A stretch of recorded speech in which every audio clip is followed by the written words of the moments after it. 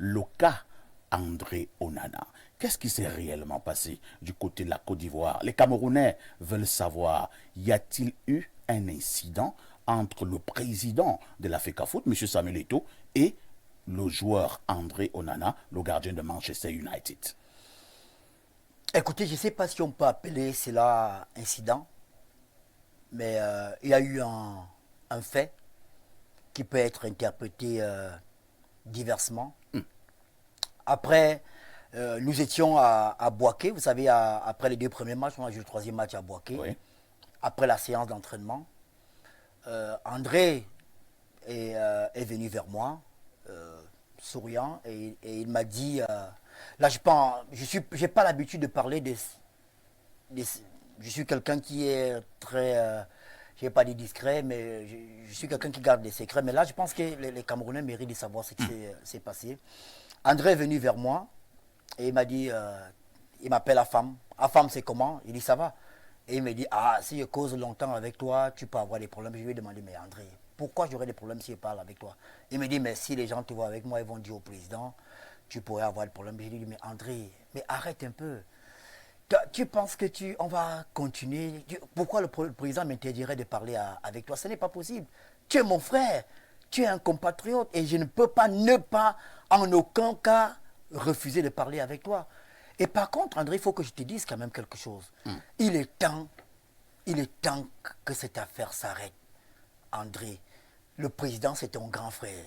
C'est même ton père. On ne peut pas continuer comme ça, qu'on reste dans les guéguets inutiles. Vous avez besoin de parler et de faire la paix. Je lui ai dit, André, tu as regardé le match Cameroun-Gambie, les buts qu'on a ratés. Tu as vu le match Cameroun-Sénégal, on aurait pu égaliser avant que le Sénégal ne marque le 3e but. Tout cela montre qu'il y a quelque chose qui ne va pas. Et quand ça ne va pas, quand il n'y a pas les ondes positives, ça ne peut pas marcher. Et je lui ai dit, bon, vous savez parfait, moi, comme je le disais tout à l'heure, que je suis quelqu'un qui est très fan du président Biya. Le président Biya a dit qu'il est mendiant de la paix. Il est toujours en train de nous parler de la cohésion. Il faut toujours amener la paix. Je lui ai dit, André, je pense qu'il est temps que tu parles au président, qu'on fasse la paix. Et je lui ai dit, mais André, tu imagines un peu si vous parlez... Et qu'est-ce qu'il vous a répondu? Si vous parlez maintenant, c'est que ça peut... La suite que ça peut donner... Il m'a dit, non, moi, j'ai pas de problème. Moi, c'est lui qui ne veut pas me parler. Il me parlait, je n'étais pas seul. J'étais avec l'agent de liaison de la Fédération camerounaise de football, M. Arnold Ebolo. Et comme là, dans la discussion, parfois c'était en français, parfois c'était en Ewondo, ma langue que j'aime et dont je suis fier. Et il m'a dit, celui qui ne veut pas me parler, je lui ai dit, André, est-ce que si j'arrange un rendez-vous avec le président, est-ce que tu peux lui parler? Il me dit, oui, il n'y a pas de problème, moi je suis prêt à lui parler. Je lui dis, André, vraiment, je suis déjà content que tu me dises que tu es prêt à lui parler.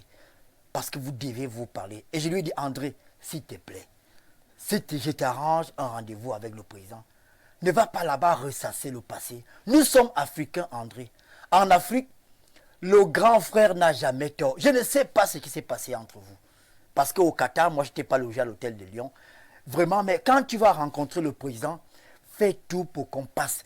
Tu n'auras pas un brevet ou un diplôme parce que tu as eu raison et vice-versa. Le plus important, c'est ramener la sérénité, la quiétude et la paix au sein de la tanière, pour qu'on puisse regarder vers l'avant.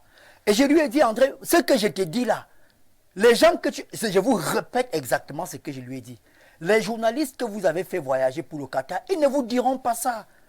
Et pourquoi ils ne vous diront pas, je veux dire pour la Côte d'Ivoire, ils ne vous diront jamais ça. Pourquoi? Ils savent que s'il n'y a plus de problème entre le président de la FECAFOOT et vous... Et au finish, donc, c'est très important. Un non, parfait. Il faut savoir ce que je lui ai dit. C'est vraiment important. Écoute. S'il y a la paix entre le président de la FECAFOOT et vous, vous n'allez plus... Il y aura la sérénité. Il n'y aura plus de voyages à payer aux gens.